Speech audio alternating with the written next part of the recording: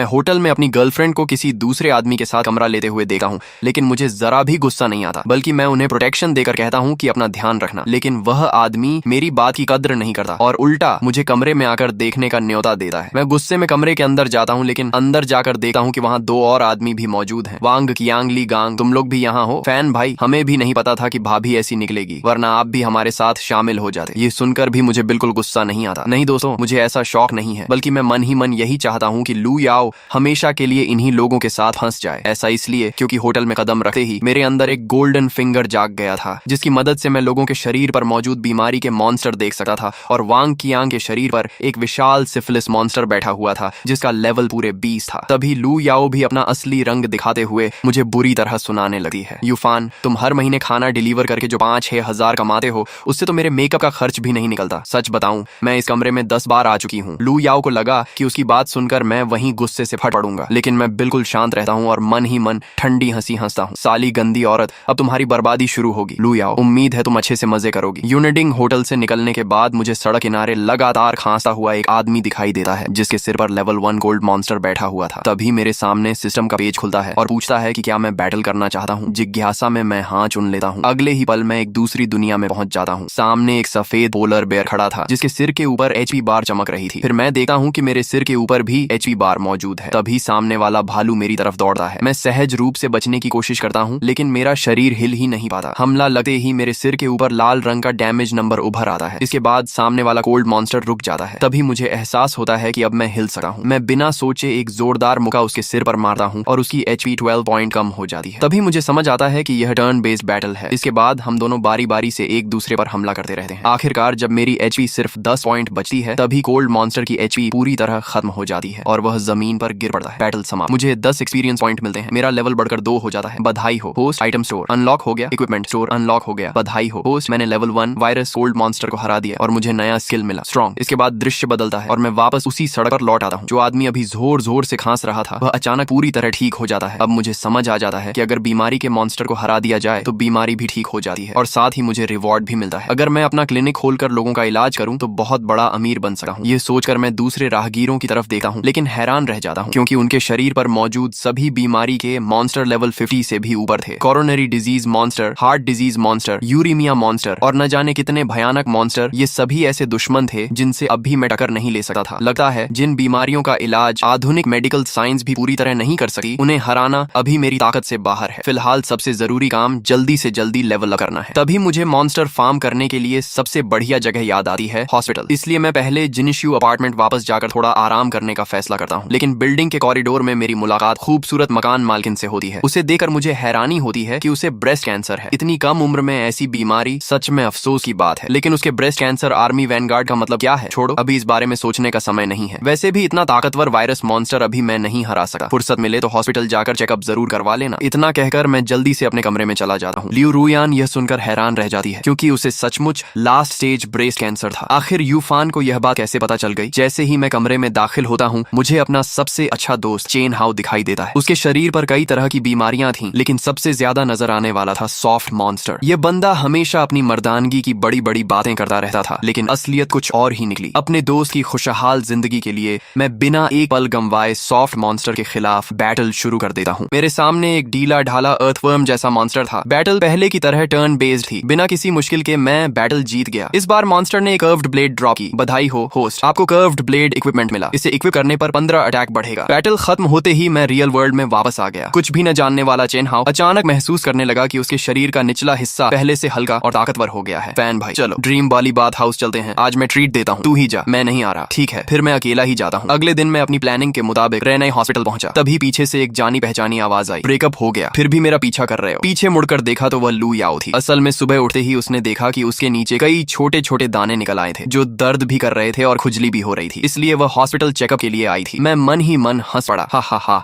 लगता है syphilis monster ने असर दिखाना शुरू कर दिया। बस पता नहीं बाकी तीनों भी इसकी चपेट में आए हैं या नहीं। तभी थोड़ी दूर से जोरदार चीख सुनाई दी, साला ली गांग, ये बीमारी जरूर तुमसे आई है। सब जानते हैं कि तुम हर दिन अलग अलग लड़कियों के साथ घूमते रहते हो। अरे दिमाग लगाने की भी जरूरत नहीं, ये तो पक्का लू याओ की वजह से हुआ है। पूरे इलाके में उसकी बदनामी है। मैं ये सब देखकर सिर्फ मुस्कुराता रहा, क्योंकि सिर्फ मुझे पता था कि असली सोर्स तो वांग कियांग था। आखिर उसके सिफिलिस मॉन्स्टर का लेवल पूरे 20 था। फिर मैं उनके पास गया और उन्हें सांत्वना सांत्वना देते हुए बोला, घबराओ मत, ये बीमारी इतनी भी डरावनी नहीं है। बस रोज टाइम पर मेडिसिन खाना, एक्सरसाइज करना, साफ सफाई रखना, अच्छा न्यूट्रिशन लेना, कुछ समय बाद मर जाओगे। इतना कहकर मैं आराम से वहां से निकल गया और पीछे सिर्फ उन तीनों को डर के मारे कांपता छोड़ दिया। इसके बाद मैं पीडियाट्रिक डिपार्टमेंट के बाहर पहुंचा और अपनी लेवल अप जर्नी शुरू कर दी। Level 1 glutton monster. क्या होस्ट बैटल करना चाहता है? इस तरह मैं पूरे दिन हॉस्पिटल में मॉन्स्टर फार्म करता रहा। शाम तक मेरा लेवल 7 हो गया। इक्विपमेंट स्लॉट में कई नए इक्विपमेंट आ गए और बैकपैक विभिन्न मॉन्स्टर से गिरे मीट से भर गया। आइटम स्टोरेज की सबसे बड़ी खासियत ये थी कि उसके अंदर टाइम पूरी तरह रुक जाता था, इसलिए कोई भी आइटम कभी एक्सपायर नहीं होता था। लेकिन उसकी कमी ये थी कि उसमें किसी भी लिविंग क्रीचर को स्टोर नहीं किया जा सकता था। इसके अलावा मुझे एक गोल्डन स्किल बुक भी मिली, गोल्डन नीडल ब्लड पियर्स, जो पेन रिलीफ और ब्लीडिंग स्टॉप करने की क्षमता रखती थी। स्किल सीखने के बाद मैं अपार्टमेंट लौटने लगा। सीढ़ियों में फिर मेरी मुलाकात लियू रुयान से हुई। इस बार उसने मुझे डिनर पर इनवाइट किया। मैं चेन हाओ को साथ लेकर उसके साथ एक गली के बारबेक्यू रेस्टोरेंट पहुंचा। लेकिन वहां पहुंचते ही लियू रुयान की बीमारी अचानक बढ़ गई और वह दर्द से जमीन पर गिर पड़ी। बहुत दर्द हो रहा है, लगता है आज यहीं मेरी जिंदगी खत्म हो जाएगी। यह देखकर मुझे दिन में सीखी हुई golden needle blood pierce skill याद आई। मैंने तुरंत सिल्वर नीडल उसके 3 एक्यू पॉइंट्स में लगा दी। कुछ ही सेकंड में उसके चेहरे का दर्द काफी कम हो गया। मैंने कहा, मैंने अभी सिर्फ तुम्हारा दर्द टेम्पोरेरी कम किया है, टाइम मिलते ही हॉस्पिटल जाकर पूरा चेकअप जरूर करवा लेना। उसने मुस्कुराकर कहा, ठीक है, थैंक यू। डिनर के बाद लियू रुयान मुझे अपने टॉप फ्लोर लग्जरी हाउस में ले गई। उसने मेरी तरफ देखकर कहा, मेरी जिंदगी के आखिरी कुछ महीने मेरे साथ बिताओ, बदले में मैं ये पूरा अपार्टमेंट तुम्हें दे दूंगी। मैंने पूछा, तो तुम्हें पहले से अपनी बीमारी के बारे में पता था? उसने सिर हिलाकर कहा, हाँ, मैंने आज तक कभी प्यार नहीं किया। मरने से पहले बस एक सच्चा और सादा प्यार जीना चाहती हूँ। मैंने पूछा, लेकिन तुमने मुझे ही क्यों चुना? उसने जवाब दिया, क्योंकि तुम ईमानदार हो, दिखने में भी अच्छे हो और तुम्हारी एक्यूपंक्चर मेरे दर्द को कम कर देती है। इससे मैं कुछ और टाइम तुम्हारे साथ बिता सकती हूँ। मैं मन ही मन चिल्लाया, वाह सिस्टम, फ्री में गर्लफ्रेंड भी मिल गई। अब सोचने जैसा बचा ही क्या है। मैंने तुरंत उसकी बात मान ली और मन ही मन कसम खाई कि चाहे कुछ भी हो, मैं उसकी बीमारी जरूर ठीक करूंगा। अगली सुबह मैं फिर जल्दी रहने हॉस्पिटल पहुंच गया और पूरे दिन मॉन्स्टर फार्म करता रहा। शाम तक मेरा लेवल 10 हो गया। इसी दौरान मुझे एक हिडन टैलेंट भी मिला, इंडिस्ट्रक्टिबल बॉडी। ये टैलेंट हमेशा के लिए मार्शल डैमेज कम करता था, अटैक और डिफेंस बढ़ाता था, सभी एबनॉर्मल स्टेटस से इम्यूनिटी देता था और हर सेकंड मेरी मैक्स एचपी का 21,000 रिकवर करता था। मैं दंग रह गया। ये टैलेंट तो कमाल का है। अब मेरे पास हायर लेवल मॉन्स्टर को चैलेंज करने की ताकत आ गई थी। मैं बिना देर किए अपार्टमेंट की तरफ भागा। आज मेरा टारगेट लियू रुयान के शरीर में मौजूद कैंसर मॉन्स्टर था। मुझे देखकर वह खुशी से बोली, बेबी, कल तुमने जो 2 नीडल लगाई थी, आज पूरा दिन मुझे बहुत आराम रहा। मैं मुस्कुराया, अभी तो इससे भी ज्यादा आराम मिलने वाला है। इतना कहकर मैंने तुरंत बैटल शुरू कर दी। ब्रेस्ट कैंसर आर्मी वैनगार्ड के रूप में एक रंग बिरंगा टाइगर मेरे सामने आ गया। उसके पास पूरे 2000 एचपी थे। मैंने अपनी ब्लेड से हमला किया और उसकी एचपी 250 कम हो गई। टैलेंट सच में बहुत पावरफुल था। फिर टाइगर ने मुझ पर हमला किया, लेकिन टैलेंट की वजह से मुझे सिर्फ 20 डैमेज हुआ। हजारों राउंड तक बैटल चलती रही और आखिरकार मैंने वैनगार्ड को मार गिराया। मुझे व्हाइट टाइगर इक्विपमेंट मिला। इसका पैसिव स्किल था कि हर लेवल अप पर मेरी सभी एट्रीब्यूट्स हमेशा के लिए 10 पॉइंट बढ़ जाएंगी। करंट लेवल 1, लेकिन तभी लियू रुयान के पास एक और मॉन्स्टर प्रकट हुआ। Level 20 breast cancer army Centurion touch system बोला, इसे मारने पर लियू रुयान की लाइफ 2 साल बढ़ जाएगी। मैं समझ गया कि कैंसर इतना आसान नहीं है, आगे इससे भी बड़ी मॉन्स्टर आर्मी मेरा इंतजार कर रही होगी। लेकिन कम से कम अब मुझे होप दिखने लगी थी। उधर लियू रुयान को अचानक महसूस हुआ कि उसका शरीर पहले से कहीं हल्का हो गया है। वह सोचने लगी, आखिर ये क्या हो रहा है? क्या सच में प्यार इंसान को ताकत देता है? इसके बाद उसने मेरा हाथ पकड़ा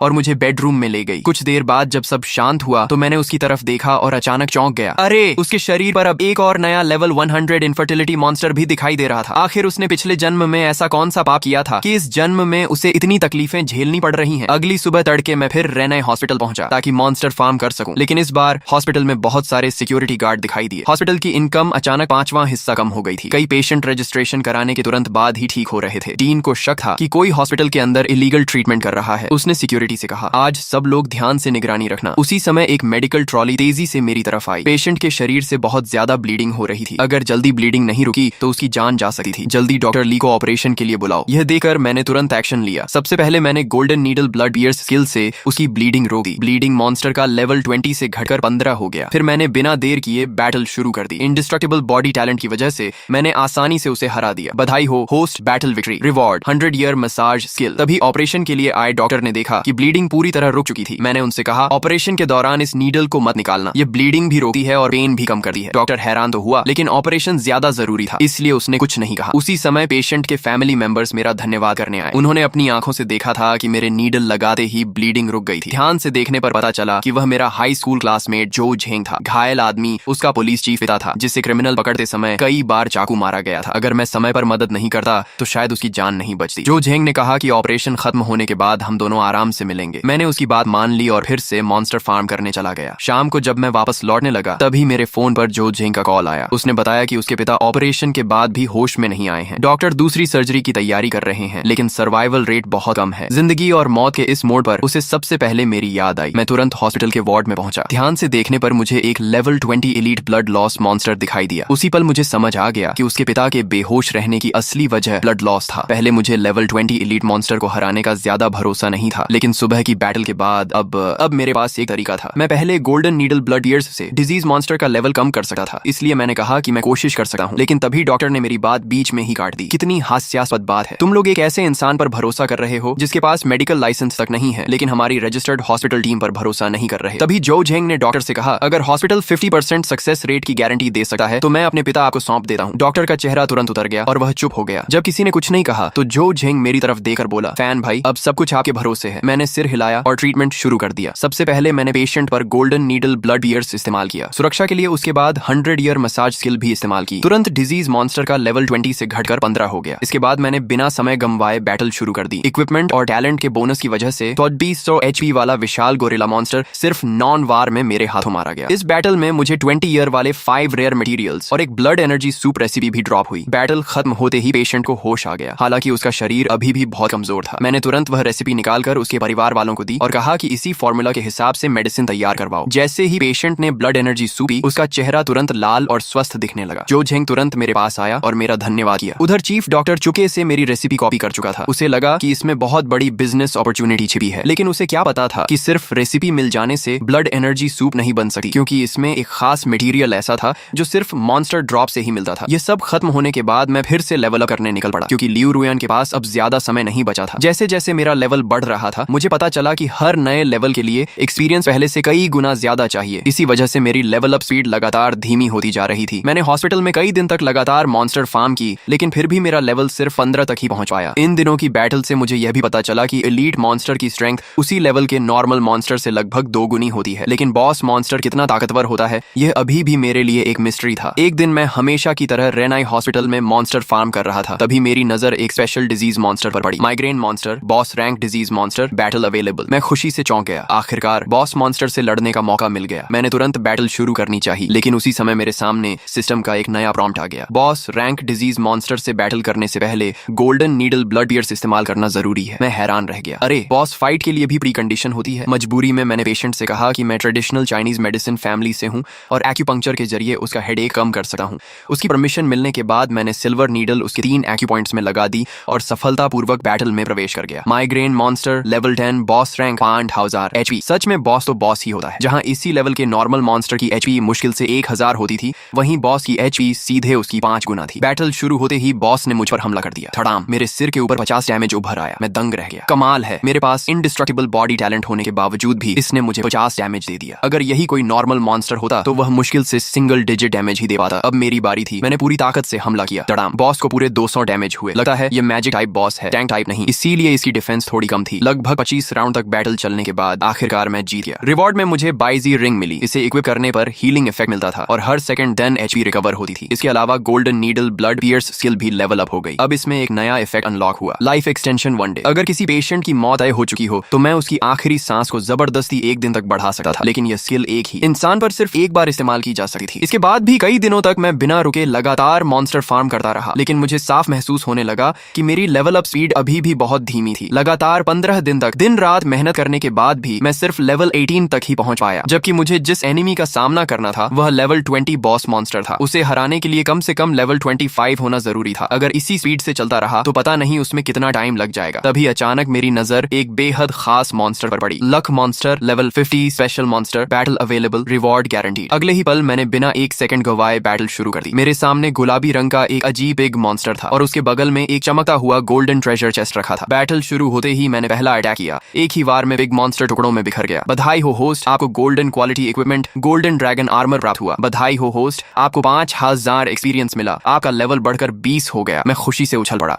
ये लक मॉन्स्टर तो सच में कमाल का निकला। मैंने तुरंत गोल्डन ड्रैगन आर्मर की डिटेल्स देखी। इसे इक्विप करने पर 8000 डिफेंस, 2000 HP, 200 ब्लॉक मिलता था और साथ में किंग कॉन्ग स्किल भी मिलती थी जो मेरी डिफेंस को 50% और बढ़ा देती थी। इतना पावरफुल इक्विपमेंट देकर मुझे तुरंत विश्वास हो गया कि अब मैं ब्रेस्ट कैंसर आर्मी के लेवल 20 सेंचुरियन को चैलेंज कर सकता हूँ। मैं बिना देर किए जिनशू अपार्टमेंट लौट आया। घर पहुंचते ही मैंने सबसे पहले लियू रुयान को एक्यूपंक्चर दी, जिससे मॉन्स्टर की ताकत कम हो गई। फिर मैंने बैटल शुरू कर दी। इस बार मेरे सामने पहले से भी ज्यादा खतरनाक व्हाइट टाइगर खड़ा था। Breast cancer army centurion level 20 buff monster 2000 HP। Battle शुरू होते ही उसने अपने विशाल पंजे से मुझ पर हमला किया और मुझे 110 डैमेज पहुंचा, लेकिन हाई रिकवरी इफेक्ट और गोल्डन ड्रैगन आर्मर की वजह से वास्तव में मुझे सिर्फ 45 HP का नुकसान हुआ। अब मेरी बारी आई। मैंने पूरी ताकत से हमला किया, धड़ाम! उसकी HP सीधे 2000 कम हो गई। करीब 2 घंटे तक बैटल चलती रही। आखिरकार गोल्डन ड्रैगन आर्मर की शानदार ब्लॉक और रिकवरी एबिलिटी की मदद से मैंने बड़ी मुश्किल से उसे हरा दिया। लेकिन बैटल खत्म होते ही लियू रुयान के पास फिर एक नया डिजीज मॉन्स्टर दिखाई दिया। Breast cancer army 1000 commander level 30 बफ मॉन्स्टर। इसे हराने पर उसकी लाइफ 3 साल और बढ़ जाएगी। मैंने गहरी सांस ली। मुझे पहले से ही पता था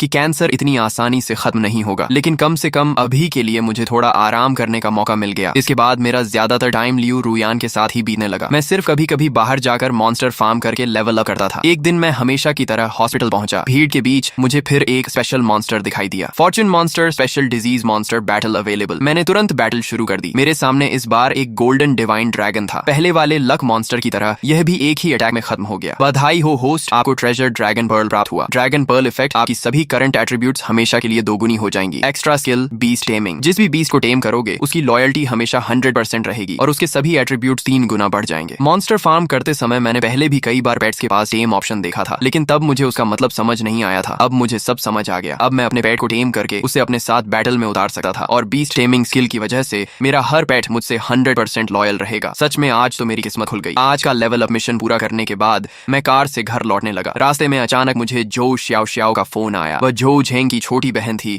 और हमारे हाई स्कूल की सबसे खूबसूरत लड़की भी थी। मैंने उसके पिता की जान बचाई थी, इसलिए वह आज तक मुझे नहीं भूली थी। उसने फोन पर कहा, हेलो फैन भाई, क्या आप फ्री हैं? मैंने कहा हाँ। श्याओ श्याओ बताओ क्या हुआ? उसने कहा, मैंने यहाँ एक ब्यूटी सैलून खोला है। 1 मिलियन फॉलोअर्स वाली बड़ी फीमेल इन्फ्लुएंसर हमारे सैलून में ब्यूटी ट्रीटमेंट कराने आई थी, लेकिन ट्रीटमेंट के बाद उसके पूरे चेहरे पर पिंपल्स निकल आए। अब वह मुझसे बहुत बड़ी कॉम्पेंसेशन मांग रही है। अगर मैंने पैसे नहीं दिए तो वह पूरे इंटरनेट पर मुझे बदनाम कर देगी। लेकिन मुझे पूरा यकीन है कि मेरे प्रोडक्ट्स में कोई प्रॉब्लम नहीं है। भैया ने बताया था कि आपकी मेडिकल स्किल बहुत कमाल की है, इसलिए क्या आप मेरी मदद कर सकते हैं? मैंने बिना सोचे तुरंत हाँ कर दी। मैं मौके पर पहुंचा और एक नजर में ही उस फीमेल इन्फ्लुएंसर के शरीर पर एक खास डिजीज मॉन्स्टर देख लिया। Plastic surgery monster special disease monster level 5 not battleable. स्पष्ट था कि उसने अपने शरीर पर कई कॉस्मेटिक सर्जरी करवाई थी, लेकिन इंटरनेट पर उसकी इमेज नेचुरल ब्यूटी वाली थी, जैसे उसने कभी कोई सर्जरी करवाई ही ना हो। इसके बाद मैंने सैलून का ब्यूटी प्रोडक्ट अपनी ही स्किन पर लगाया। अगर प्रोडक्ट में कोई हार्मफुल केमिकल होता तो सिस्टम तुरंत वार्निंग दे देता, लेकिन काफी देर तक कोई नोटिफिकेशन नहीं आया। इसका मतलब साफ था कि ब्यूटी प्रोडक्ट पूरी तरह सेफ था। तो प्रॉब्लम निश्चित रूप से इन्फ्लुएंसर कोको के शरीर में थी। मैंने उसे फिर ध्यान से देखा। इस बार उसके शरीर पर मुझे कई और डिजीज मॉन्स्टर दिखाई दिए। Constipation monster level 10 boss battle available. Haemorrhoid monster level 10 boss battle available. उसी पल मुझे उसके चेहरे पर पिंपल्स आने की असली वजह समझ आ गई। इन दोनों बॉस मॉन्स्टर की वजह से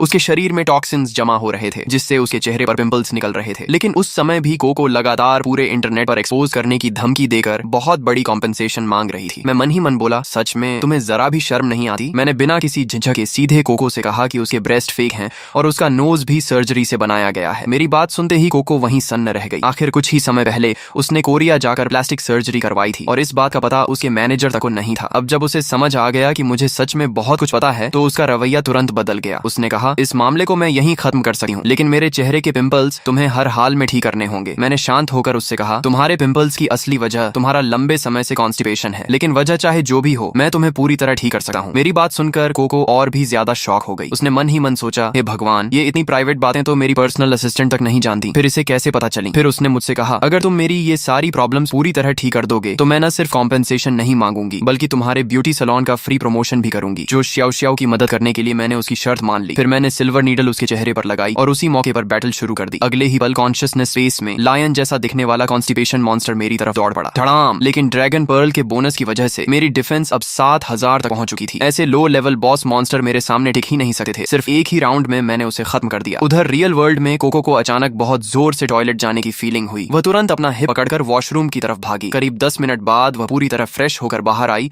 और हैरानी से बोली, यार इतनी कम उम्र में तुम इतने पावरफुल कैसे हो? इसके बाद उसने जो श्याओ श्याओ की तरफ देकर कहा, चिंता मत करो, मैंने जो प्रॉमिस किया है उसे जरूर पूरा करूंगी। इस तरह ये पूरा मामला आसानी से सुलझ गया और मैं वापस घर लौट आया। लेकिन मुझे बिल्कुल अंदाजा नहीं था कि इस घटना के बाद जो श्याओ श्याओ के दिल में मेरे लिए अलग ही फीलिंग पैदा हो चुकी थी। घर लौटने के बाद मैंने फैसला किया कि अब मुझे भी चेन हाउ की तरह एक हॉट पॉट रेस्टोरेंट खोलना चाहिए। कारण बिल्कुल साफ था, मॉन्स्टर फार्म करते समय जो इतनी बड़ी मात्रा में मीट ड्रॉप होती थी उसे इस्तेमाल करने का कोई तरीका चाहिए था। इसके बाद मैंने और चैन हाउ ने मिलकर चुआन वेई शुएन नाम का हॉट पॉट रेस्टोरेंट खोल लिया। रेस्टोरेंट का पूरा ऑपरेशन चैन हाउ संभालता था और मैं सिर्फ मीट सप्लाई करता था। बाकी खाली टाइम में मैं हमेशा की तरह हॉस्पिटल जाकर मॉन्स्टर फार्म और लेवल अप करता रहता था। इसी दौरान एक दिन जो झेंग ने मुझे क्लास रियूनियन में इनवाइट किया। मैं वहां पहुंचा तो देखा कि लगभग सभी लोग जो झेंग की खुशामद करने में लगे हुए थे, क्योंकि उसके पुलिस चीफ पिता पॉलिटिकल एंड लीगल कमेटी के सेक्रेटरी बनने के सबसे बड़े कैंडिडेट थे। पूरे हॉल में सिर्फ एक इंसान ऐसा था जिसने दिल से आकर मुझसे हेलो कहा। वह थी हमारी class beauty and ran. School के दिनों में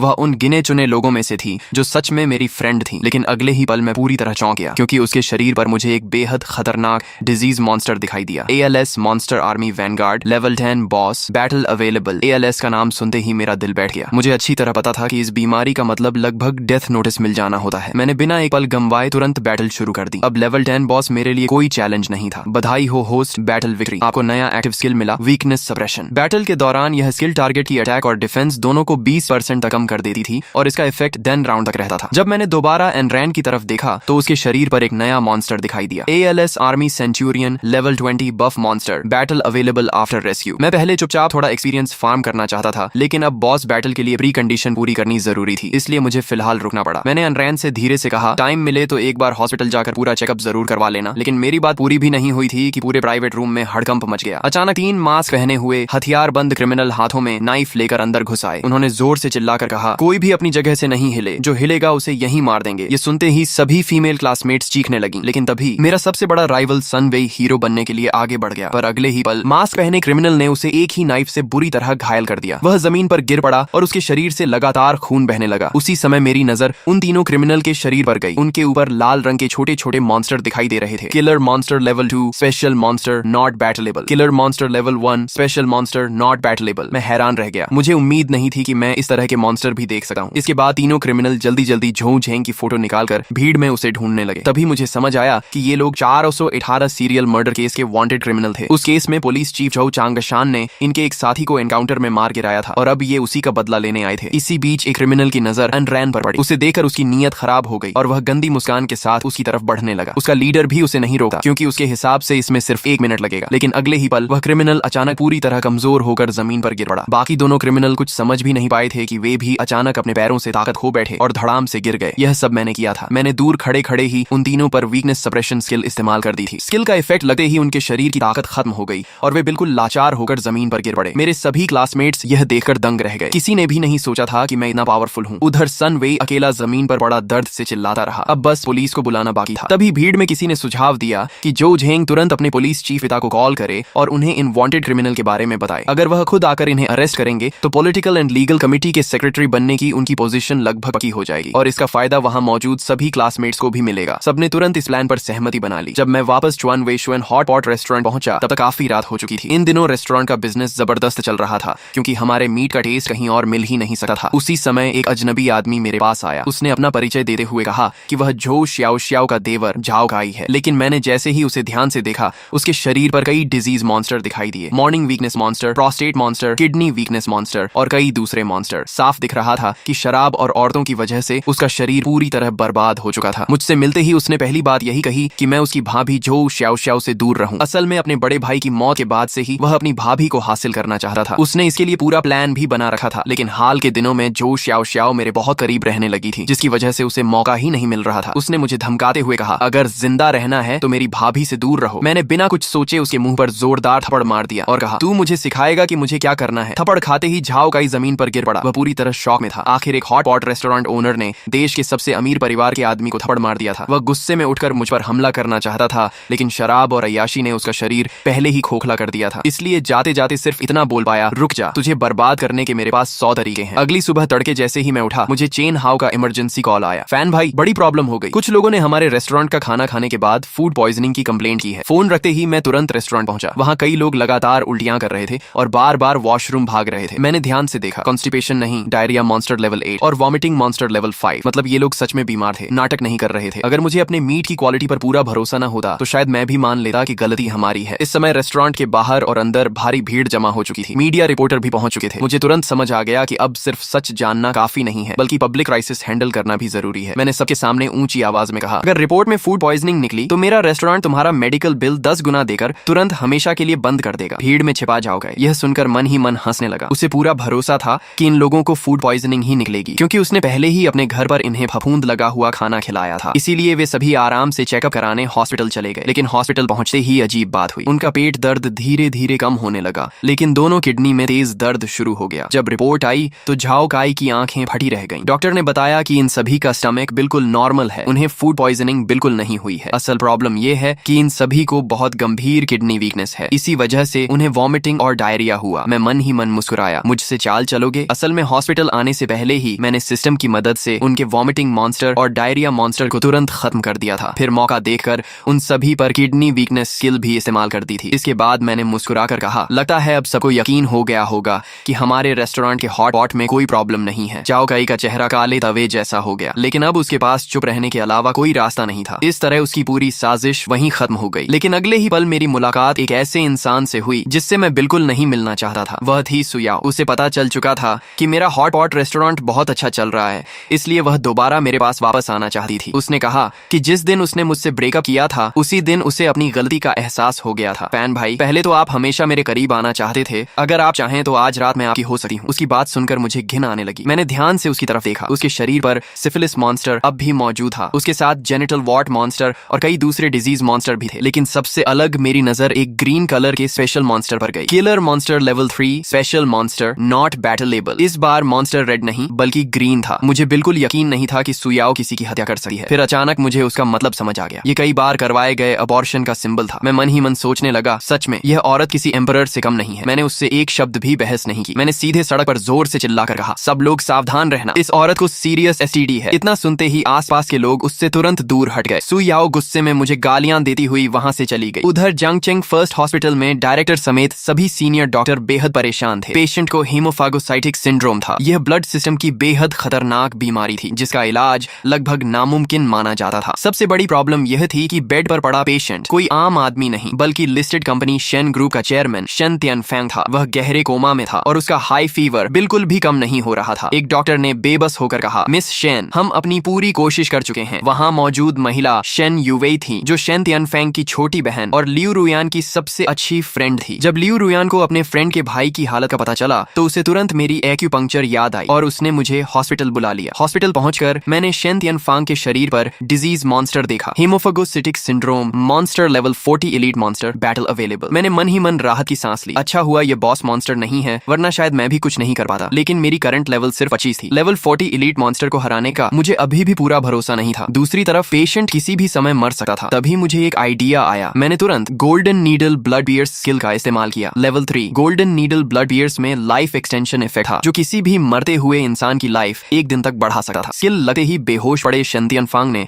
धीरे धीरे अपनी आंखें खोल दी। इसके बाद मैंने ब्लड एनर्जी सूप की रेसिपी लिखकर फैमिली को दी और कहा कि तुरंत फार्मेसी से मेडिसिन लेकर आए। मेडिसिन पीने के बाद उसकी कंडीशन कुछ हद तक स्टेबल हो गई। हालांकि यह इफेक्ट सिर्फ 5 दिन तक रहने वाला था, लेकिन मेरे लिए 5 दिन ही काफी थे। इतने टाइम में मैं अपना लेवल और बढ़ा सकता था। यह सोचकर मैंने तुरंत शेन यूवेई से कहा कि इस बीमारी का इलाज मैंने शेन यूवेई से कहा कि मैं इस बीमारी का इलाज कर सकता हूँ, लेकिन मुझे पहले कुछ तैयारी करनी होगी। अगर मैं पहले ऐसा कहता तो शायद वह मुझे फ्रॉड समझती, लेकिन उसने अपनी आंखों से देखा था कि मेरे ट्रीटमेंट के बाद उसका बेहोश भाई चमत्कारिक तरीके से होश में आ गया था। इसलिए अब उसे मेरी मेडिकल स्किल पर पूरा भरोसा हो चुका था। हॉस्पिटल से लौटे समय कार में मुझे एक ब्रेकिंग न्यूज दिखाई दी। बाहर की दुनिया को पता चल चुका था कि शेन तियानफैंग लाइलाज बीमारी से पीड़ित है और कभी भी मर सकता है। इस खबर के बाद शेन ग्रुप के शेयर तेजी से गिरने लगे। मैंने तुरंत सोचा, अगर 5 दिन बाद अचानक शेन तियानफैंग के पूरी तरह ठीक होने की न्यूज आएगी तो शेन ग्रुप के शेयर्स जरूर आसमान छू लेंगे। मैंने बिना देर किए चेन हाओ को फोन किया और कहा कि रेस्टोरेंट का जितना भी कैश रिजर्व है सब निकालकर शेन ग्रुप के शेयर्स खरीद लो। अकाउंट चेक करने पर पता चला कि हमारे पास सिर्फ 2 लाख यूएन थे। इतने कम पैसे से ज्यादा प्रॉफिट नहीं होगा। तभी अगले ही पल मेरे फोन पर 10 लाख यूएन ट्रांसफर होने का मैसेज आया। ये पैसे लियू रुयान ने भेजे थे। उसे भी अंदाजा हो गया था कि शेन ग्रुप के शेयर्स बहुत तेजी से बढ़ेंगे, लेकिन अब उसे पैसे कमाने में कोई इंटरेस्ट नहीं था। इसलिए उसने मुझे 10 लाख यूएन देकर कहा कि मैं अपने हिसाब से इन्वेस्ट करूं। अगले 4 दिनों तक मैं पागलों की तरह हॉस्पिटल में मॉन्स्टर फार्म करता रहा। आखिरकार मेरी लेवल बढ़कर 28 हो गई। इसी दौरान मुझे एक सिल्वर क्वालिटी वेपन भी मिला, शैडो बैटल एक्स। इसे इक्विप करने पर 50 फिजिकल पेनिट्रेशन एक्स्ट्रा मिलती थी। अगली सुबह तड़के हॉस्पिटल से इमरजेंसी कॉल आया। शेन तियानफैंग फिर से कोमा में चला गया था और उसकी सभी बॉडी रिपोर्ट्स तेजी से खराब हो रही थी। मैं तुरंत हॉस्पिटल पहुंचा और बैटल शुरू कर दी। बैटल शुरू होते ही एलीट मॉन्स्टर ने मुझ पर हमला किया। तड़ाम, मेरे ऊपर 150 डैमेज आया। मैं मन ही मन दंग रह गया। सच में हाई लेवल एलीट मॉन्स्टर बहुत ताकतवर होता है। गोल्डन ड्रैगन आर्मर और इंडिस्ट्रक्टिबल बॉडी टैलेंट दोनों होने के बावजूद भी यह मुझे इतना डैमेज डैमेज दे रहा था। अब मेरी बारी आई। धड़ाम, मैंने उसे 200 डैमेज दिया। टाइम धीरे धीरे बीता गया। वीकनेस सप्रेशन स्किल की लगातार डीबफ स्टैक और अपनी रिकवरी की मदद से मैंने बहुत मुश्किल से बैटल जीत ली। इस बार मॉन्स्टर ने एक ब्लड रेड एग ड्रॉप किया। उस पर लिखा था हैचिंग टाइम 7 डेज। मैंने तुरंत उसे स्पेस बैकपैक में रख लिया। उधर रियल वर्ल्ड में शन तियानफांग ने भी अपनी आंखें खोल दी। अपने भाई को होश में देकर शन युवे खुशी से रो पड़ी और उसने मेरा हाथ कसकर पकड़ लिया। उसी समय मेरी नजर उसके शरीर पर गई और मैं चौंक उठा। उसके ऊपर एक स्पेशल डिजीज मॉन्स्टर दिखाई दिया। Female disorder monster, level 100 boss, battle available. यह ऐसी बीमारी थी जिसमें जन्मजात शारीरिक समस्या की वजह से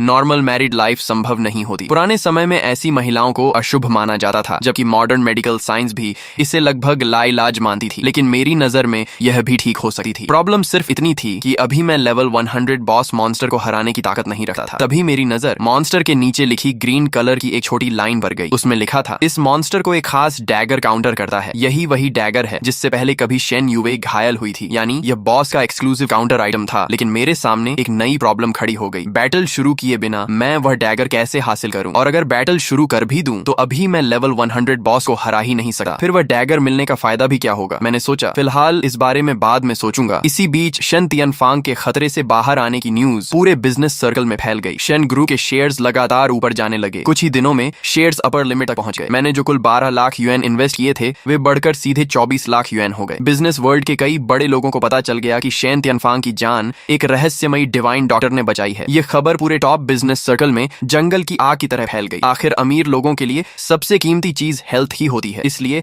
हर बड़ा बिजनेसमैन उस डिवाइन डॉक्टर की जानकारी जुटाने लगा। लेकिन किसी को भी मेरे बारे में कोई जानकारी नहीं मिल सकी। यह सब पहले से शन तियानफांग और मेरी प्लानिंग का हिस्सा था। शन फैमिली ने मेरे बारे में हर इंफॉर्मेशन पूरी तरह सीक्रेट रखी। मैं अच्छी तरह जानता था कि अभी लो प्रोफाइल रहकर ग्रो करना ही सबसे सही स्ट्रेटेजी है। हालांकि शन तियानफांग ने मेरा धन्यवाद करने के लिए मुझे 10 लाख यूएन का एक चेक दिया। साथ ही उसने कहा कि वह मेरे साथ लॉन्ग टर्म पार्टनरशिप करना चाहता है। शेन ग्रुप काफी समय से हेल्थ इंडस्ट्री में एंट्री करना चाहता था और traditional Chinese medicine industrial park बनाना चाहता था। उसने मुझसे पूछा कि क्या मेरे पास कोई अच्छा आइडिया है। तभी मुझे अपनी ब्लड एनर्जी सूप रेसिपी याद आ गई। अगर उसमें थोड़ा मॉडिफिकेशन कर दिया जाए तो वह किडनी हेल्थ और बॉडी स्ट्रेंथ बढ़ाने वाली बेहतरीन मेडिसिन बन सकती थी। सबसे बड़ी बात यह थी कि उसका लार्ज स्केल प्रोडक्शन भी आसानी से किया जा सकता था। शन तियानफांग ने उसी वक्त फैसला कर लिया। शेन ग्रुप 49% इन्वेस्टमेंट और शेयर्स देगा, जबकि मैं अपनी रेसिपी देकर 51% शेयर्स का मालिक बनूंगा। इंडस्ट्रियल पार्क मेरे होम टाउन में बनाया जाएगा और उसका पूरा मैनेजमेंट मेरे हाथ में होगा। साथ ही शेन युवे मेरे साथ डायरेक्ट कोऑर्डिनेशन करेगी। यहीं से मैं पहली बार असली कैपिटल वर्ल्ड का हिस्सा बन गया। सालों तक डिलीवरी बॉय की नौकरी करने के बाद मुझे अच्छी तरह पता था कि सिर्फ मेहनत करने वाला इंसान हमेशा पॉन बना रहता है, लेकिन कैपिटल की टेबल पर बैठने वाला इंसान ही असली प्लेयर बनता है। यही मौका मेरी पूरी डेस्टिनी बदल सकता था। 7 दिन बीत गए। अब मेरे हाथ में वही ब्लड रेड एग था। उसका हैचिंग टाइम पूरा हो चुका था। अचानक गोल्डन लाइट चमकी और मेरे सामने पैंडा जैसा एक छोटा सा क्यूट क्रीचर प्रकट हो गया। Golden grade wet giant panda, level 1000 HP, 100 attack, 500 defence. First skill, मेरे गोल्डन पैंडा का पहला स्किल था फ्रीज। अटैक करते समय कुछ चांस पर वह सामने वाले टारगेट को फ्रीज कर सकता था। उसका पैसिव स्किल आने वाले डैमेज को 30% कम कर देता था। सबसे खास बात यह थी कि पेट और मेरा एचपी आपस में शेयर होता था और बैटल तभी खत्म होती थी जब हम दोनों का पूरा एचपी खत्म हो जाता। ये देखकर मैं पूरी तरह हैरान रह गया। ये तो सीधे सीधे एक एक्स्ट्रा फाइटर मिल गया था। अब सामने वाला अपने अटैक टर्न में सिर्फ मुझ पर या मेरे पेट पर, इन दोनों में से किसी एक पर ही हमला कर सकता था। यानी मेरा डैमेज आधा बढ़ जाता था। लेकिन डिफेंस टर्न में उसे एक साथ मेरे और पैंडा दोनों के अटैक झेलने पड़ते थे। वाह, ये तो कमाल हो गया। पहले मुझे हमेशा लगता था कि हाई लेवल मॉन्स्टर को हराना लगभग नामुमकिन है, क्योंकि बाद में लेवल अप करना बहुत मुश्किल हो जाता है। लेकिन अब गोल्डन पैंडा मिलने के बाद सब बदल चुका था। इसीलिए मेरी पहली प्रायोरिटी थी कि जल्द से जल्द पैंडा का लेवल बढ़ाया जाए। पीट का एक्सपीरियंस बार मुझसे अलग था, इसीलिए अब मुझे सारा एक्सपीरियंस सिर्फ पैंडा को देना था। अच्छी बात यह थी कि उसे लेवल अप होने के लिए मुझसे कम एक्सपीरियंस चाहिए था। लगातार 5 दिन तक मॉन्स्टर फार्म करने के बाद आखिरकार मैंने पैंडा को लेवल 28 तक पहुंचा दिया। इसके बाद मैं तुरंत घर की ओर भागा, क्योंकि अब मैं लियू रुयान के ब्रेस्ट कैंसर मॉन्स्टर आर्मी के अगले कमांडर को चैलेंज करना चाहता था। बैटल शुरू होते ही बॉस मॉन्स्टर ने सबसे पहले हमला किया, लेकिन अगले ही पल वह वहीं फ्रीज हो गया। ये मेरे गोल्डन पैंडा का स्किल था। अगले टर्न में मेरी बारी आई। मैंने शैडो बैटल एक्स से पूरी ताकत के साथ वार किया। धड़ाम, सामने वाले का 200 एचपी कम हो गया। उसी समय पैंडा भी उस पर झपट पड़ा और उसने 50 डैमेज कर दिया। अब फिर दुश्मन की बारी आई। इस बार उसने पैंडा को टारगेट बनाया। धड़ाम, पैंडा को 300 डैमेज मिला, लेकिन पैंडा टैंक टाइप पेट था, इसलिए वह काफी डैमेज सह सकता था। इसी तरह सैकड़ों टर्न तक बैटल चलती रही और आखिरकार मैंने बैटल जीत ली। जैसे ही 1000 कमांडर मॉन्स्टर मरा, वैसे ही लियू रुयान के पास एक नया डिजीज मॉन्स्टर दिखाई दिया। Breast cancer monster army, 10,000 commander, level 50 leader monster, battle available. इसे हराने पर लियू रुयान की लाइफ 5 साल और बढ़ जाएगी। ये बॉस से भी ऊंची रैंक का लीडर मॉन्स्टर था। मुझे नहीं पता था कि इसकी पावर कितनी ज्यादा होगी। इस बार 1000 कमांडर ने मुझे एक नया स्किल भी ड्रॉप किया, पिक पॉकेट। ये स्किल सिर्फ डिजीज मॉन्स्टर पर इस्तेमाल किया जा सकता था। बैटल शुरू किए बिना ही कुछ चांस पर मॉन्स्टर के पास मौजूद आइटम चुराया जा सकता था। इसका कूल डाउन 7 दिन था। ये स्किल देखते ही मुझे तुरंत शेन यूवेई के शरीर पर मौजूद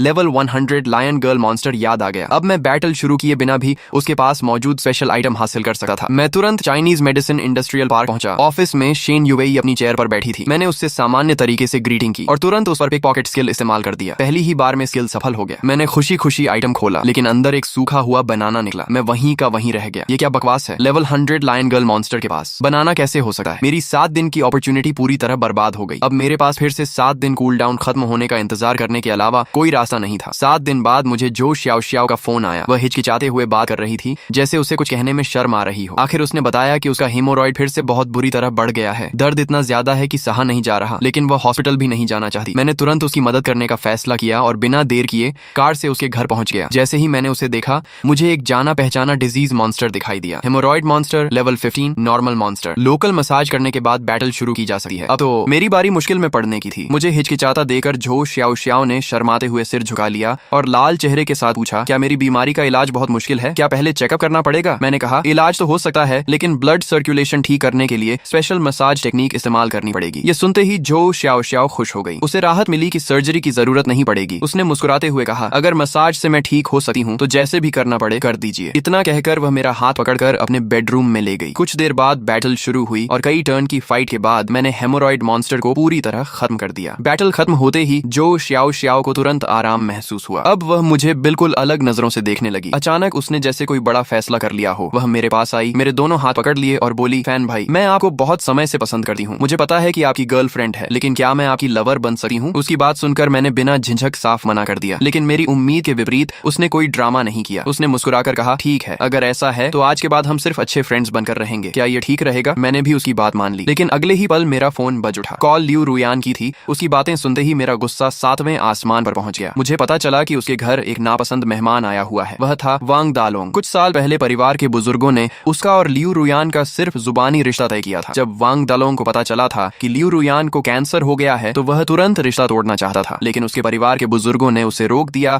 और कहा कि लड़की मर जाएगी तो रिश्ता अपने आप खत्म हो जाएगा। लेकिन अब जब उसे पता चला कि लियू रुयान का ब्रेस्ट कैंसर ठीक हो चुका है, तो वह बेशर्मी से फिर शादी की बात लेकर उसके घर पहुंच गया। ये सुनते ही मैं तुरंत कार लेकर जिंगस्यू मैंशन की तरफ निकल पड़ा। मेरे मन में सिर्फ एक ही बात थी, काश मैं उस कमीने को अभी के अभी खत्म कर दूं। घर पहुंचते ही मेरी नजर वांग दालोंग पर पड़ी। उसके शरीर पर अनगिनत डिजीज मॉन्स्टर थे, लेकिन उनमें से एक मॉन्स्टर ने मेरा पूरा ध्यान खींच लिया। Fake organ monster, level 100 special disease monster, battle available. मैं मन ही मन चौंक गया। ये अभी भी खुद को मर्द कहता है। उसी समय वांग दालोंग गुस्से में चिल्लाया, क्या घूर रहा है? मैं अपनी होने वाली वाइफ से मिलने आया हूँ, इसमें क्या गलत है? इतना कहकर उसने मेरी तरफ एक बैंक कार्ड बढ़ाया और बोला, तुम दोनों जितने दिन साथ रहे उसका कॉम्पेंसेशन समझ लो। इस कार्ड में 5 मिलियन युएन है, इसे लो और हमेशा के लिए यहाँ से निकल जाओ। पहले ही लियू रुयान मुझे वांग दालोंग के बारे में बहुत कुछ बता चुकी थी। वह एनपिंग काउंटी का सबसे बड़ा गुंडा था। अपने परिवार और लोकल ऑफिशियल्स के साथ मिलकर उसने सालों तक आम लोगों पर अत्याचार किए थे। उसके जवान होने के बाद पूरे काउंटी में एक दिन भी शांति नहीं रही। कई गांव वाले तंग आकर कोर्ट भी गए, लेकिन ऑफिशियल्स और बिजनेसमैन पहले से ही वांग फैमिली के साथ मिले हुए थे। यहाँ तक कि विक्टिम के लॉयर भी उसी के आदमी निकलते थे। हर केस में विक्टिम हार जाता और बाद में पूरे परिवार को वांग फैमिली बुरी तरह प्रताड़ित करती। तभी से एनपिंग काउंटी में किसी की हिम्मत नहीं हुई कि वांग फैमिली के खिलाफ आवाज उठा सके। लियू रुयान पूरे काउंटी की सबसे खूबसूरत लड़कियों में से एक थी, इसलिए वांग दालोंग उसे किसी भी कीमत पर पाना चाहता था। उसने अपने परिवार के दबाव से लियू फैमिली को मजबूर करके उसका रिश्ता अपने साथ तय करवा लिया। लेकिन जब उसे कैंसर का पता चला तो सबसे पहले वही रिश्ता तोड़ने के लिए चिल्लाने लगा। उस समय उसके परिवार की कंपनी स्टॉक मार्केट में लिस्ट होने वाली थी, इसीलिए वे कोई विवाद नहीं चाहते थे। अब जैसे ही उसे पता चला कि लियू रुयान ठीक हो गई है, वह तुरंत उसे वापस छीनने आ गया। वह फिर चिल्लाया, अब भी खड़ा क्या है, पैसे उठाओ और निकल जाओ। मैं फिर भी शांत खड़ा रहा, लेकिन मेरे दिमाग में एक अलग ही प्लान चल रहा था। मैं उसे मार सकता था और बॉडी को स्पेस बैकपैक में डालकर एविडेंस भी मिटा सकता था, लेकिन इतनी आसान मौत उसके लिए बहुत छोटी सजा होती। अचानक मेरे दिमाग में एक आइडिया आया। मैंने तुरंत उसके फेक ऑर्गन मॉन्स्टर पर बैटल शुरू कर दी। हालांकि मॉन्स्टर लेवल 100 था, लेकिन मुझे बिल्कुल डर नहीं लगा। मुझे पता था कि ऐसे स्पेशल हाई लेवल मॉन्स्टर अक्सर सिर्फ नाम के बड़े होते हैं, जैसे पहले मिले लकी मॉन्स्टर और फॉर्चून मॉन्स्टर। उम्मीद के मुताबिक फेक ऑर्गन मॉन्स्टर कुछ ही पलों में मेरे हाथों खत्म हो गया। अगले ही पल वांग दालोंग का चेहरा हरा पड़ गया। वह दर्द से अपनी कमर के नीचे का हिस्सा पकड़कर जमीन पर गिर पड़ा और बुरी तरह तड़पने लगा। यह देखकर लियू रुयान घबराकर बोली, फैन भाई, आपने इसके साथ क्या किया? मैंने तुरंत अनजान बनने का नाटक किया और कहा, मुझे क्या पता, मैं कोई डिवाइन डॉक्टर थोड़ी हूँ। मेरा असली मकसद पूरा हो चुका था। इसके बाद मैंने तुरंत 120 पर एम्बुलेंस बुला ली। मैं नहीं चाहता था कि वह कमीना इतनी आसानी से मर जाए। इस तरह वांग दालोंग का पूरा हमला बिना एक भी बहस किए खत्म हो गया। लेकिन मुझे नहीं पता था कि असली असली मुसीबत अब भी बाकी थी। अगली सुबह वांग दलोंग हॉस्पिटल के बेड पर अधमरी हालत में पड़ा था। वह गुस्से में बड़बड़ाया, इसमें जरूर कोई गड़बड़ है। मैंने 2 मिलियन युएन खर्च करके सर्जरी करवाई थी। ऐसा कैसे हो सकता है कि सब कुछ अचानक गायब हो जाए? इसके बाद उसने तुरंत अपने पिता वांग देफा को फोन लगाया। उसकी टूटी हुई आवाज सुनकर वांग देफा पहले तो कुछ समझ ही नहीं पाया, लेकिन जब वांग दलोंग ने पूरी बात गंभीरता से बताई तो वांग देफा तुरंत कार लेकर जियांगचेंग फर्स्ट हॉस्पिटल के लिए निकल पड़ा। आखिर वांग दलोंग उसका इकलौता बेटा था और उसी से उसे अपने परिवार की अगली पीढ़ी की उम्मीद थी। पूरी बात ध्यान से सुनने के बाद उसने तुरंत एक अजीब पैटर्न महसूस किया। कुछ समय पहले बड़े बिजनेसमैन शेन तियनफांग को लाइलाज बीमारी हुई थी,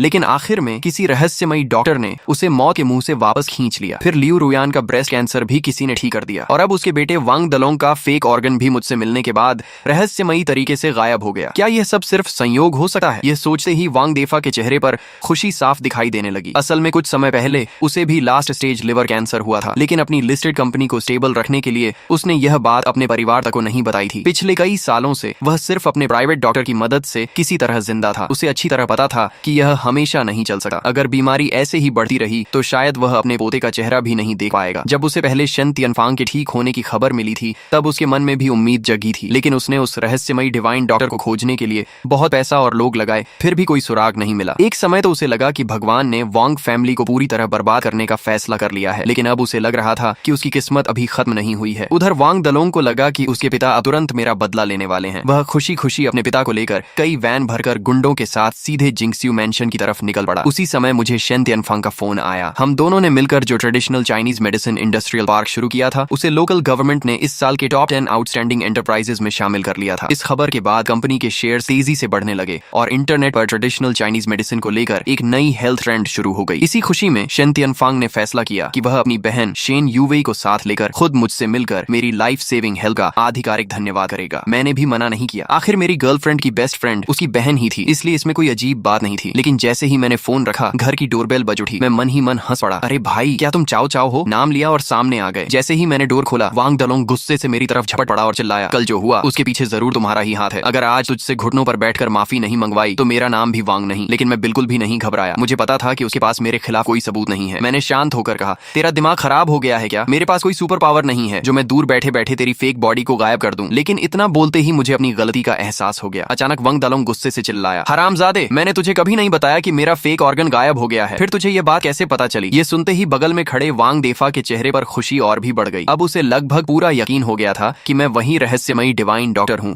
जिसे वह इतने दिनों से ढूंढ रहा था। उधर वांग दलोंग अपने साथ आए गुंडों की ताकत के भरोसे मेरी तरफ बढ़ा और मुझ पर हमला करने ही वाला था। लेकिन अगले ही पल वह वहीं का वहीं जम गया, क्योंकि वांग देफा ने आगे बढ़ते ही वांग दालोंग को जोरदार थप्पड़ मार दिया। वांग दालोंग घबराकर बोला, पापा, मैं डालोंग हूँ, यही आदमी मुझे परेशान कर रहा है। इतना कहकर उसने मेरी तरफ इशारा भी कर दिया। लेकिन वांग देफा गुस्से से गरजा, हरामजादे, तू डिवाइन डॉक्टर की बेइज्जती करने की हिम्मत कैसे कर सकता है? तुझे थप्पड़ मारना भी कम है। वांग देफा अच्छी तरह जानता था कि मेरे पास कैंसर जैसी बीमारी को ठीक करने की चमत्कारी ताकत है। ऐसे इंसान के सामने वह और उसका बेटा कुछ भी नहीं थे। अगर डिवाइन डॉक्टर ने खुद कार्रवाई कर दी तो उसका बेटा या तो मर जाएगा या जिंदगी भर के लिए अपाहिज हो जाएगा। इसीलिए उसने सोचा कि पहले खुद ही वांग दालोंग को सजा देकर मेरा भरोसा जीत ले। लेकिन उसे क्या पता था कि उसका यही फैसला आगे चलकर पूरे वांग फैमिली के खत्म होने की वजह बनेगा। मैं मन ही मन सोचने लगा, इसे मेरी असली पहचान कैसे पता चल गई? पहले तो मेरा इरादा सिर्फ वांग दलोंग को सबक सिखाने का था, लेकिन अब भविष्य का खतरा खत्म करने के लिए पूरी वांग फैमिली को मिटाना ही पड़ेगा। बस अफसोस इस बात का है कि इतने सारे शव मेरे स्टोरेज में बहुत सारी जगह घेर लेंगे। ये सोचकर मुझे अपने आइटम स्टोरेज की भी चिंता होने लगी। उधर वांग देफा ने देखा कि मैं गुस्सा नहीं हुआ हूँ तो उसने राहत की सांस ली और तुरंत घुटनों के बल बैठ गया। डिवाइन डॉक्टर, मुझे पता है कि आप वही महान डॉक्टर हैं जिन्होंने शेन तियनफांग को मौत के मुंह से वापस लाया था। मैं हाथ जोड़कर आपसे विनती करता हूँ, मेरी भी मदद कर दीजिए। अगर मेरे बेटे वांग दालोंग से कोई गलती हुई है तो कृपया उसे माफ कर दीजिए। इतना कहकर उसने वांग दालोंग को भी जबरदस्ती घुटनों पर बिठा दिया और दोनों बार बार सिर झुकाकर माफी मांगने लगे। लेकिन यह सब देखकर मेरा गुस्सा और बढ़ गया। यह आदमी इतनी भीड़ के सामने बार बार मेरी पहचान उजागर कर रहा है।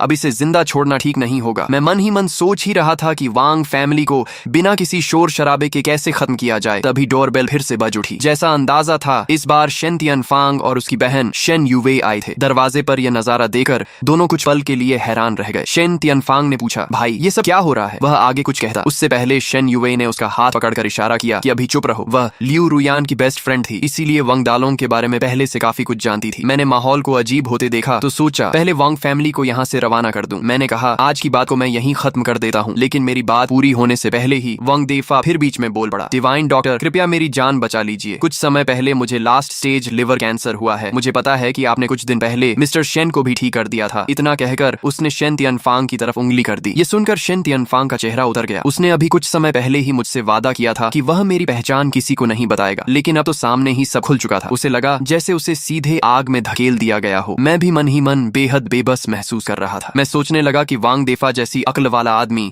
आखिर एनपिंग काउंटी पर राज कैसे कर पाया। उसी पल मैंने मन ही मन फैसला कर लिया कि वांग फैमिली को किसी भी हालत में जिंदा नहीं छोड़ना चाहिए। अगर इन्हें छोड़ दिया तो एक दिन यही लोग मुझे बर्बाद कर देंगे। उधर घुटनों पर बैठा वांग दलोंग पूरी तरह सदमे में था। अब तक जब भी उससे कोई गलती होती थी उसका पिता हर मुश्किल संभाल लेता था, लेकिन आज वही पिता किसी कुत्ते की तरह मेरे सामने गिड़गिड़ा रहा था। और अभी जो उसने लास्ट स्टेज लिवर कैंसर की बात कही वह भी उसके लिए बिल्कुल नई थी। यह सब सुनकर शेन तियनफांग पूरी बात समझ गया। उसे एहसास हो गया कि चाहे वह कितना भी बड़ा बिजनेसमैन क्यों ना हो, मेरे सामने वह भी एक साधारण इंसान ही है और मेरी पहचान छिपाना ही सबसे सही फैसला है। लेकिन वांग फैमिली ने तो सीधे डिवाइन डॉक्टर को धमकाने की गलती कर दी थी। मैंने घुटनों पर बैठे वांग देफा को देखा और सोचा कि अभी मामला बढ़ाना ठीक नहीं होगा, पहले इसे शांत कर देता हूँ। मैंने कहा इलाज हो सकता है लेकिन पहले एक्यूपंक्चर करना पड़ेगा, मेरे साथ अंदर चलिए। यह सुनते ही वांग देफा खुशी से भर गया। वह अपने बेटे वांग दालोंग को वहीं छोड़कर मेरे पीछे पीछे बेडरूम तक आ गया। एक्यूपंक्चर करने के बाद मैंने उसके शरीर में मौजूद लिवर कैंसर मॉन्स्टर पर बैटल शुरू कर दी, लेकिन वह मॉन्स्टर 2 राउंड भी नहीं टिक पाया और तुरंत खत्म हो गया। बैटल खत्म होते ही वांग देफा को अचानक महसूस हुआ कि उसके शरीर में एक गर्माहट की लहर अचानक उसके पूरे शरीर में फैल गई। क्या यही वह मशहूर डिवाइन डॉक्टर की ताकत है? सिर्फ 2 मिनट ही बीते थे और असर तुरंत दिखाई देने लगा। यह ताकत सच में डराने वाली थी, लेकिन सिर्फ मैं ही जानता था कि मैंने उसके शरीर से सिर्फ लिवर कैंसर आर्मी का एक छोटा सा वैनगार्ड मॉन्स्टर हटाया था। उसके बाद अभी ऐसे न जाने कितने मॉन्स्टर बाकी थे। कैंसर का पूरा इलाज करना इतना आसान नहीं था। मैंने उससे कहा एक बात याद रखना, मैंने अभी सिर्फ तुम्हारा दर्द कुछ समय के लिए कम किया है, पूरी तरह ठीक होने के लिए आगे लंबा ट्रीटमेंट करना पड़ेगा। और आज जो कुछ भी हुआ है उसके बारे में किसी बाहरी इंसान को एक शब्द भी मत बताना, वरना अंजाम बहुत बुरा होगा। वांग देफा तुरंत सिर हिलाने लगा। डिवाइन डॉक्टर आप निश्चिंत रहिए, अगर मेरी जान भी चली जाए फिर भी मैं आपकी पहचान किसी को नहीं बताऊंगा। अब वांग देफा मुझे अपनी जिंदगी की आखिरी उम्मीद मान चुका था। जब वांग फैमिली वहां से चली गई तो मैं शेन तियनफांग के पास पहुंचा और बोला माफ कीजिए अभी थोड़ी देर हो गई। इतने में शेन यूवेई जल्दी से मेरे पास आई और बोली भाई क्या वह आदमी वांग दलोंग था? मैंने कहा हाँ, लियू रुयान से मैं उसके बारे में पहले ही सब सुन चुका हूँ, ऐसे इंसानों को तो बचाना ही नहीं चाहिए। ये सुनते ही शेन तियनफांग पूरी तरह हैरान रह गया। वह मन ही मन सोचने लगा अरे मुझे तो कुछ समझ ही नहीं आ रहा, आखिर ये वांग फैमिली है कौन? तब शेन यूवेई ने शुरू से लेकर आखिर तक वांग फैमिली के सारे अत्याचार और उनके हर अपराध की कहानी विस्तार से सुना दी। ये सब सुनकर शेन तियनफांग गुस्से से भर उठा। उसने सोचा क्या सच में कोई इंसान इतना गिर सकता है? लेकिन गुस्से के साथ उसे यह भी समझ आ गया कि मेरे सामने अपनी वफादारी साबित करने का इससे अच्छा मौका उसे दोबारा नहीं मिलेगा। शेन तियनफांग पूरे देश के सबसे बड़े बिजनेसमैन में से एक था। उसके लिए किसी छोटे से काउंटी के लोकल डॉन को खत्म करना कोई बड़ी बात नहीं थी। इसलिए उसने मेरी तरफ देकर कहा भाई अगर आप चाहें तो मैं अपने कनेक्शंस इस्तेमाल करके उन्हें खत्म कर सकता हूँ। मैं कुछ देर सोचने लगा। यह तरीका बुरा नहीं था। आखिर वांग फैमिली के लोग बहुत ज्यादा थे और अकेले मेरे लिए सबको संभालना आसान नहीं था। सबसे जरूरी बात यह थी कि वांग देफा को जल्दी से जल्दी रोका जाए, वरना वह मेरी पहचान हर जगह फैला देगा।